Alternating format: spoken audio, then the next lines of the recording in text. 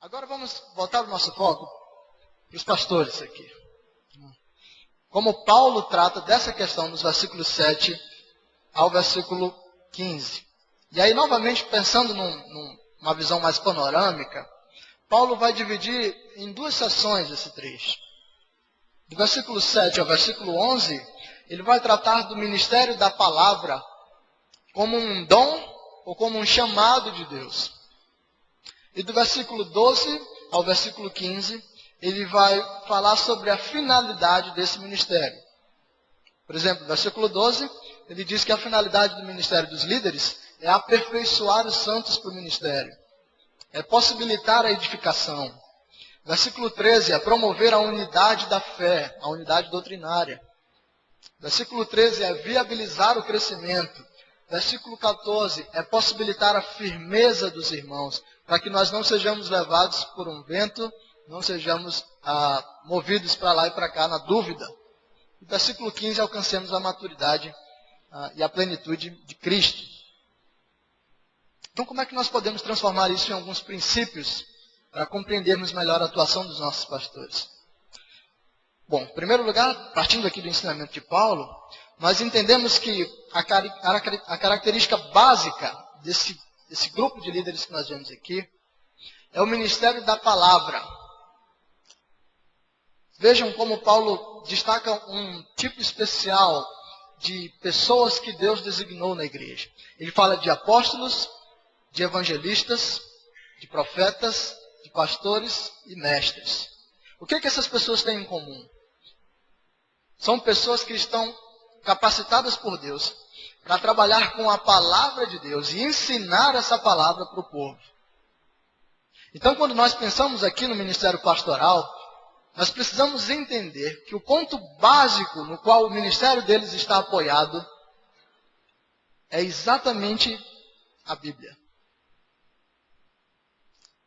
O ponto principal pelo qual o ministério pastoral ele é firmado, ele é estabelecido e reconhecido no meio da igreja, é exatamente naquele ponto em que se trabalha, se ensina, se divulga por meio do aconselhamento, por meio da pregação, por meio das classes ou de qualquer outra coisa, a palavra de Deus. Essa é a base, esse é o fundamento. Em segundo lugar, como nós vimos da finalidade, os pastores servem as ovelhas para que as ovelhas sirvam umas às outras e ao próximo. Não é interessante como nós temos essa perspectiva distorcida hoje em dia? A ideia comum é de que o pastor ele deve servir no lugar das ovelhas. Mas não o contrário. Mas o ensinamento bíblico para nós é que o pastor funciona como o treinador. Ele está aqui para prepará-los para que vocês desenvolvam o ministério. A função do pastor é dar a vocês as ferramentas, o ensinamento bíblico, a possibilidade e a capacitação para que vocês desenvolvam os seus dons e para que vocês possam exercer o seu ministério fora daqui. Então vejam como é distorcida a noção daquelas pessoas que acreditam que o evangelismo é simplesmente trazer alguém para a igreja. Vejam como é distorcida a noção daquelas pessoas que acreditam que o serviço cristão está confinado à sua prática intramuros, aqui dentro da igreja. Vejam como é distorcida aquela perspectiva que faz as pessoas simplesmente sentarem nos bancos e criticarem a vida do pastor porque elas esperam tudo dele. Mas elas mesmas não desenvolvem nenhuma atividade, nenhum tipo de serviço, nenhum ministério, nenhuma prática.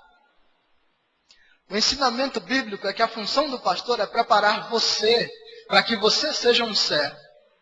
A função do pastor não é trabalhar no seu lugar, mas é capacitá-lo para que você possa trabalhar.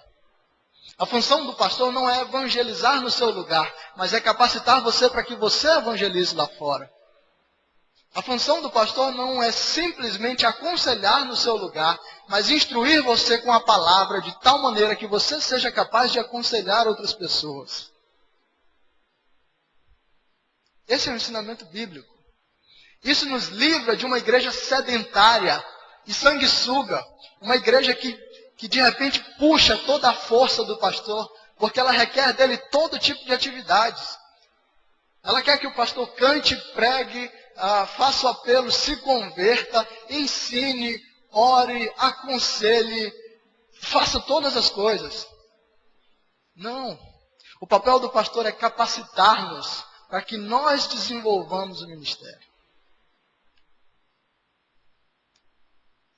A finalidade, em terceiro lugar, do ministério pastoral é o seu crescimento e edificação, e não o seu conforto.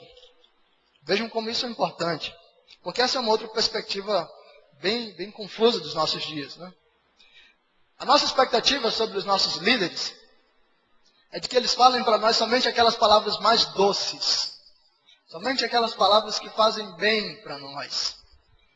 A perspectiva do pastor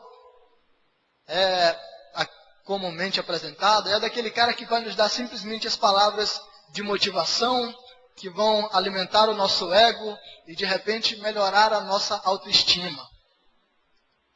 Mas então nós nos confrontamos com os líderes bíblicos que precisavam apontar o dedo para a sua igreja e dizer: você está em pecado. E a menos que você abandone o seu pecado, não existe nenhuma evidência de que você é filho de Deus. Porque a sua vida desonra o Pai, a sua vida nega aquela confissão que você fez com a boca um dia. Nossa, palavras duras, não é? Mas o papel do pastor é exatamente alertar você, é preparar a sua alma para que naquele dia você seja apresentado como Cristo ensinou, né? De maneira pura e imaculada.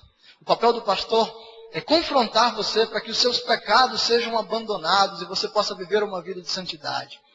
Então, junto com as palavras belas e amáveis, vocês também vão perceber, às vezes, um pastor duro, mas que se preocupa com a condição principal da sua alma e não simplesmente com o seu conforto.